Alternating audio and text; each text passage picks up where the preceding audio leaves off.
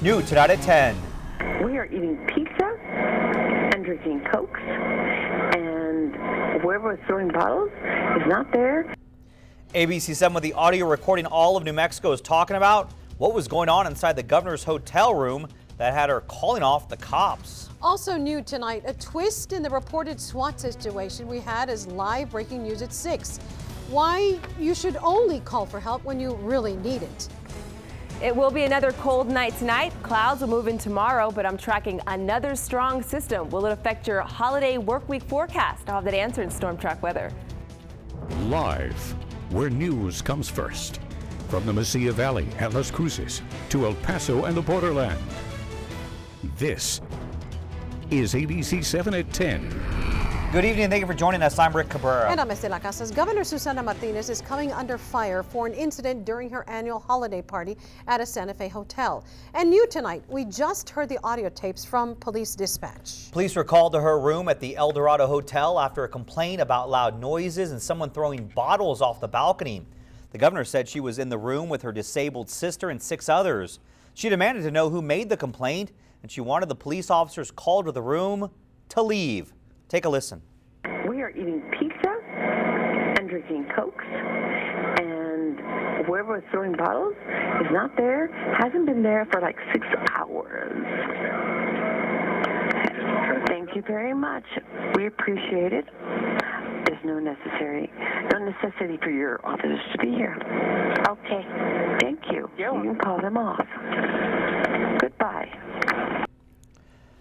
The governor's spokesman says she regrets the way she and her staff handled the situation, and in a statement released late tonight, the governor says the behavior, which included throwing snowballs from the balcony by some of her staffers, was unacceptable. In other news, the organizers who hope to disband the city government in Sunland Park are back to square one. Their efforts failed. Their petition did not receive enough signatures to move on with the process. From our New Mexico Mobile Newsroom, the group came in short by 13 signatures. Members had until last Sunday to collect 25% of registered voters, or 1,165, and had until this afternoon to turn them in. The group says they counted them this week and decided not to turn in the petition. Had they been successful, that would have allowed them to move forward with a special election where voters would decide whether or not to dissolve the city government. City and some county officials argued that longer emergency response times would result, since it would terminate both the police and fire departments. But petitioners we spoke with say it's not over yet. It's not going away. It actually inspires you, right? When you're only 13 off, it sounds like 13's an unlucky number, but it's actually very inspiring. You're talking about a city that's a little more than 30 years old. People that helped create the city from the very beginning are still here. And that's why it's a passionate thing for a lot of the residents here, is because they were part of creating the city. Petitioners say they've already started a new initiative. The group has 2 months to gather enough signatures and turn the petition into the county. Rick, Republican presidential candidate Jeb Bush was in the Sun City today for a fundraising breakfast. He didn't speak with the media, but did say this outside the El Paso Club in downtown. Feliz Navidad. That's all Bush had to say following a private breakfast fundraiser. Guests at the event included El Pasoans such as Rick Francis, Gail and Woody Hunt, as well as Josh Hunt and Dee Margo. We spoke with Margo earlier today and asked him what Bush talked about. And he explained what he would be doing in the way of defense and covering that void that's out there now, and the concern on the downsizing that we're doing. And as a former civilian aide to the Secretary of the Army, I'll tell you, we've never downsized properly. He talked about health care and what he would do in repeal and replace Obamacare. One of the things he spoke of was, which I agree with from having served in the legislature, was give the states control over Medicaid. Give them block grants and give them control over Medicaid. Margo added that when he watches the debates, it feels like Bush is the only adult in the room.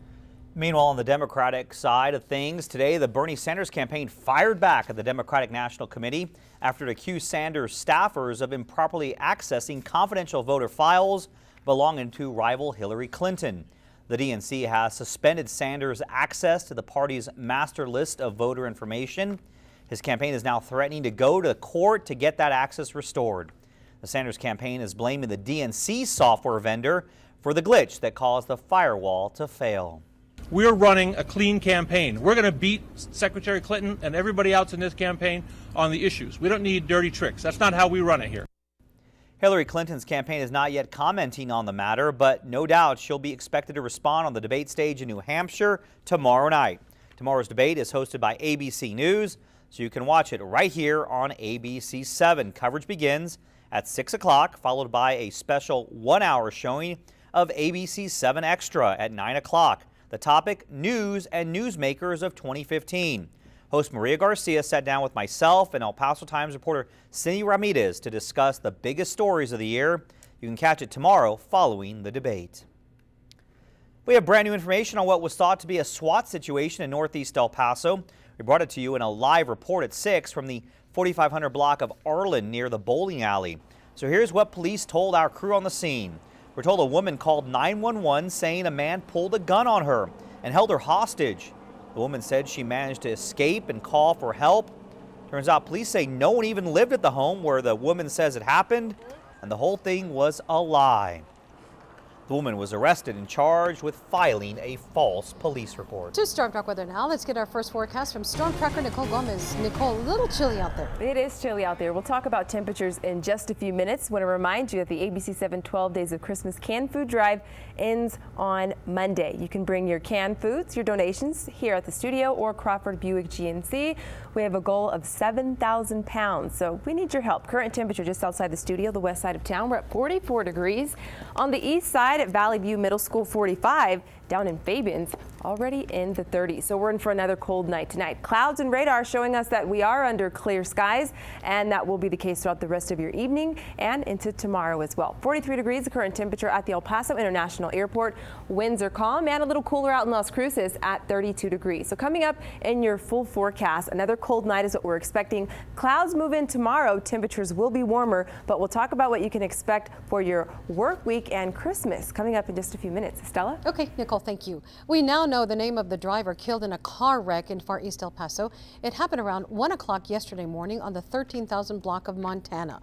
Deputies say 47-year-old Nabor Gutierrez was behind the wheel of his truck when he veered off the road and struck a utility pole. Gutierrez was taken to the hospital where he died. No word yet on if speed or alcohol were factors. The FAA has concluded its investigation into the cause of a fire on the Guadalupe Peak. Back on December 8th, we were told by authorities that a plane had crashed, but a plane was never found. The FAA has determined the discovery of debris at the site was from an older crash, and they ruled the fire was not the result of a plane crash. The cause of that fire is unknown. A grand jury has indicted a school bus driver accused of raping a teen girl he met on his route. 26-year-old Darian Pete is charged with 2 counts of sexual penetration of a minor, a 4th-degree felony. Pete allegedly met the 15-year-old on his route during the summer. District Attorney Mark D'Antonio said if convicted, Pete faces 3 years in prison and would have to register as a sex offender. Doña Ana County Sheriff Kiki Vigil has been granted more time to make his case as to why he believes he should oversee the county jail. As we reported, Jail Administrator Chris Barella was arrested on suspicion of embezzlement and other charges. Sheriff Vigil took over the jail immediately, saying he wanted to maintain safety, but the county said he did not have that authority. Vigil asked for a continuance because he didn't have an attorney. The hearing was postponed until January 27th. This past summer, El Paso lost a local artist known throughout the nation. Thomas Moore was a contributing cartoonist and writer for Archie Comics. Today, family members held an estate sale at the home he lived in. ABC 7's Jerry Nájera is live with that story. Jerry? Rick Estela, Thomas Moore was known for his work on the Archie comic book series since the 50s. And at this evening's estate sale, people were finding some gems from the past. 13, 14, 15, and next 20. All right, thank you so much. Thanks. And Sunday's our bargain day. We open it too. At first glance, this home might look like any other in Northeast El Paso. Signs of an estate sale drape the front lawn. Thank you. Thanks. But unknown to some seeking deals, it was the home of Thomas Moore. We always get it crowded at the estate sales, but this has been special. Tom Moore is a cousin of the late Thomas Moore. He's helping sell off many of the Moore's belongings. Everything from placemats, old typewriters, to jackets. But there was something special about this estate sale. We've had a lot of people that specialize in comics come. The illustrator that created an iconic cartoon left behind stacks and stacks and more stacks of comics, some worth $1 and some worth $400. Also a steal, some reprints of Archie comic strips for $1. It's very surprising and cool. Brandon Cordero dropped in on a whim. It was really cool to see the history. Family members tell me this was Moore's office, where you can find a lot of interesting things, like an El Paso Herald-Post comic from 1933. You could even purchase this chair he could have used to sketch some of his artwork. And if you look closely, you can find a collector book or two. He was well read. A lot of books on the history of El Paso, on the history of comics. He was just a well-rounded Renaissance man. Glad you stopped by. I hope you are. Wanted to buy that chair. Today was the first day of the sale. Tomorrow they'll be open from 9 to 5, and Sunday is their bargain day from 10 to 5. That's at 3224 Old Spanish Trail. Rick Estella, back to you. All right, sounds cool. Hopefully they'll have some turnout there. Neat stuff. Thank you. We are just about to enter the busiest travel days of the year. People are flying all over the country to be with their loved ones for Christmas, and that means long lines at El Paso International Airport. The airport is expecting to see thousands of people, so they have added extra staff and parking to help with the influx. It's recommended that you arrive 2 hours before your flight to avoid any trouble. If you're picking someone up, be sure to check the status of their flight online, which can be found in the toolbox at kva.com. If you're flying with Christmas presents, listen up. If you're going to be going through the checkpoint, you do not want to wrap your gifts because they may need to open them. But if you want to wrap your gifts, go ahead and pack them in your luggage. But through the checkpoint, do not wrap gifts. And if you click the travel icon at the top of our homepage, you'll find information from airports all over the country, plus Texas and New Mexico road conditions. It's all now at kvia.com. If you're planning a visit to the happiest place on earth this holiday season, be prepared for heightened security. Disney says it's installed metal detectors at its theme parks, though only guests randomly selected will have to go through them. Disney is also banning toy gun sales at its parks and resorts, and no one over the age of 14 will be allowed to wear costumes into Disney parks. The company is also upping its use of local law enforcement and specially trained dogs at its parks. Chewie, we're home. The Force was very strong on opening night for the new Star Wars film, The Force Awakens. Last night's premiere set a box office record with an estimated $57 million from Thursday night shows. It easily surpassed the previous Thursday night record of $43.5 million by 2011's Harry Potter and the Deathly Hallows Part 2.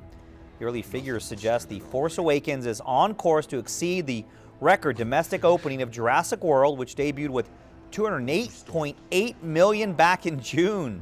And critics seem to love the new film. The American Film Institute listed it among its top 10 films of the year. And yeah, it's in my top 10. I thought it was great. I really, really enjoyed it.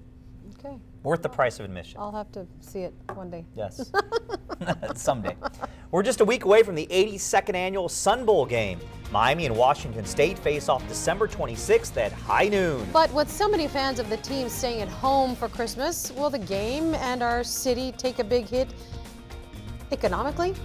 We'll find out. And it's Storm Track weather. Nicole. It will be mild tomorrow. The clouds will be in place, but I'm tracking some big changes to your forecast. I'll let you know if they'll affect Christmas. That's coming up in Storm Track weather. The 82nd annual Hyundai Sun Bowl game between Washington State and Miami is now just a little over a week away. And while the Sun Bowl has done a good job attracting visitors over the years, this year's game could be more challenging. That's because this year's game falls on the day after Christmas. The game hasn't been this early on in calendar in 22 years. According to published reports, Washington State has sold about 2,000 of its 6,000 ticket allotment. Numbers for Miami fans are harder to come by, but expected to be less. The president of the El Paso Hotel Motel Association says it's tough to get people to travel on Christmas Eve or Christmas Day. The feedback that I'm getting from the hoteliers out there that it is a little bit softer, but I think we all kind of expected that just because of the date of the game. A lot of people come to El Paso to be with families, during Christmas. So I think those are the families that are going to fill up our stadium as well as all the fans coming in from Washington State and from Miami. After this year, the next 4 Sun Bowl games will be farther away from Christmas Day. Next year, the game will fall on Friday, December 30th, with the following year set for Friday, December 29th. In 2018 and 2019, the games will be played on Saturdays, falling on December 28th and 29th. Okay, so you can make plans. And what about this year's halftime show? Well, we asked and we're told the performer still has not been booked. It could be that it's hard to find an act willing to travel on Christmas. Makes sense. 15 desserts. Good morning, El Paso anchor Hillary Florin and I tasted all of them during the bake-off at Las Palmas. Hillary and I, along with 2 other judges, got to test the goodies and chose our favorite. Well, we had a lot of favorites. It was a tough job because each was absolutely delicious. But taste wasn't the only category. We give points for presentation and originality. The winner, a raspberry cake with cream cheese. Congratulations to the winner who took home a stand mixer, and the 2nd and 3rd place winners got gift cards. And what did we get here at the station? Nothing! Bring us any back. I know. Nicole, seriously, right? Not even that's no, not the holiday spirit. No. We shared it with the employees who were there. But what about us? Well, we have a lot of goodies here too. It's okay. I got a Krispy Kreme donut earlier from the newsroom. Well, that's true. It was a nice day today. 58 degrees. I'll deal with the Krispy Kreme. That's fine. 58 was the high today. Our average high typically around this time of year, 56. As where we're usually sitting. 54 was the high today in Las Cruces, 51 TRC. And if you're wondering what Christmas looks like, well, we're in for a pretty nice Christmas day. Temperature-wise, 63. This is how it looks as of now, but it will be a little breezy throughout the afternoon. The day after Christmas, things are starting to look a little interesting. We could see snow chances along the area mountains and snow around TRC, Silver City. As of now, looks like El Paso, Las Cruces, the lowland areas, we could see rain. So that's how it looks as of now. Just keep in mind, we may have to tweak the models or the numbers as the models update. Currently, El Paso, we're at 43 degrees, feels like it's 38, and 32 in Las Cruces, but it feels like it is 26 degrees outside. So yes, another cold night tonight and a chilly start to your morning. Clouds and radar showing us we're under clear skies. That will be the case throughout tomorrow. Again, this is what it feels like outside. 27 TRC, 37 Ruidoso, and 32 in Alamogordo. Now, our future track model, the latest model here, wants to throw in slight rain chances. Notice around El Paso and Las Cruces. So I'm not going to rule out the chance of seeing very light rain, but we're not expecting any heavy downpours. But this model also showing we could see some rain along the area mountains. We run the model through Sunday, those clouds sticking around, and just keep in mind we will see breezy to windy conditions throughout Sunday, and it looks like the clouds are going to stick around for the start of your work week. As far as wind speeds, calm in El Paso, Las Cruces, throughout the entire area, but they will pick up again on Sunday, and it looks like we'll get our second round of strong winds on Tuesday with gusts at 30 miles per hour. Temperatures will be mild this weekend in El Paso and Las Cruces. Will be under partly sunny skies. Overnight temperatures will remain chilly. As you're out and about shopping this holiday weekend, make sure you take us with you. Log on to KVIA.com and download our free app. It will be chilly cold, I should say, along the area mountains. 17 degrees Ruidoso. Tomorrow, a high of 55. We're at 58 Alamogordo. Tonight, El Paso will drop down to 29 degrees with temperatures tomorrow at 62. So this weekend, it will be mild. The first day of winter, notice temperatures still in the 60s. So we're above average next week, Christmas Day, 63 and breezy. Sports is next. That's right, Nicole. And have you ever seen someone run a 40-yard dash? Well, I can promise you one thing, it wouldn't look pretty if you saw me try that. So instead, we'll show you some of the best highlights from today's high school football combine. That's all coming up next. Good evening, I'm Luke Liddon with your look at sports. The UTEP Miners football squad is not wasting any time picking up good recruits. Very, very talented recruits at that. It was announced today running back Peyton Pickett signed with the Miners. Pickett comes out of Sam Houston High School in Arlington and led his team in rushing and total touchdowns with 17 this past season. But even more impressive is his work off the field. Pickett is working towards a 3.54 GPA and he will graduate later this month. He will also be eligible to play during the spring season. The remaining signing class will be announced on February 3rd. The Combine. When you hear those words, you may think 40-yard dash, bench press, and even vertical jump. I promise, though, you don't want to see my vert because it's really not too pretty to look at. But for dozens of El Pasoans, they had a chance to put their talents on display at the Football Showcase Combine. Seniors are measured in the 40-yard dash, bench press, vertical leap, and 30-yard shuttle. More than 47 college coaches attended, representing more than 35 colleges. There were a lot of eyes on the young talent, but the players were ready for the big moment. I just want to be able to prove today that I'm able to compete at the collegiate level, and I want to be able to earn my free education. Today's a huge opportunity for a lot of people. I mean, it's a great opportunity for me to go out there and show people what I can do and hopefully live the dream and get to play ball at the next level. And the All-Star Game is tomorrow at 1:05 at the Sun Bowl. And on now to some high school hoops. Franklin Cougars hosting the Bowie Bears, and in the first quarter, Marufo with a beautiful Euro step and gets the layup to fall. But Franklin would bounce back. Dalton Peterson with the floater in the lane. He gets it to drop, but Bowie was running all night long. Bobby Lerma hanging in the air and gets the acrobatic shot to go. And then we'd have Peterson, though, on the other end with the beautiful pump fake, driving to the hole, finishing with the finger roll. But Franklin was just too much. Actually, excuse me, Bowie was too much as they go on to win 46-37. And the Clippers visiting the Spurs for the first time since last season's playoff series. And in the second, Duncan lobbing the ball to his best friend Aldridge for the lay-in, and the Spurs tied at 50. And then later in the half, Tony Parker, driving like he always does, tosses it to Timmy, who does the rest, gets the layup and one, and he, of course, will go on to make that free throw. And the Spurs still undefeated at home as they beat the Clips 115-107. And we also had the 5A Division I state title game between Richmond George Ranch taking on Mansfield Lake Ridge out of Mansfield, Texas. And this was all George Ranch. In the first, Scruggs gets the handoff, and he's off. Patiently following his blocks, pinballs his way into the end zone for the early 7-0 score. And then right before the end of the first quarter, George Ranch again. This time, Alex Fonteno bounces outside, tippy-toes into the end zone for their second score of the game. And George Ranch dominates Lake Ridge 56-0. And they're your 5A Division I state title champs. And they finish the year undefeated. Congratulations. The Battle of I-10 is just a day away, and there is a lot on the line for both the Aggies and the Miners. Both squads have dropped 3 straight games, but the Aggies' record isn't too promising while playing on the road at the Don. The Aggies are going for a season series sweep of the Miners, but if they lose, they will drop below 500 for the first time this season. And for the Miners, they're just going to try and get back to the roots despite the big rivalry, but we will find out who wins tomorrow night at 7 p.m., and we, of course, will have highlights tomorrow night at 10. And we have run out of time, so that's a look at sports. We'll be right back with weather after the break. Mild and partly cloudy this weekend, the first day of winter, 62 degrees. We remain in the 60s, above average next week. Christmas Day, breezy with temperatures in the 60s. We'll be right back.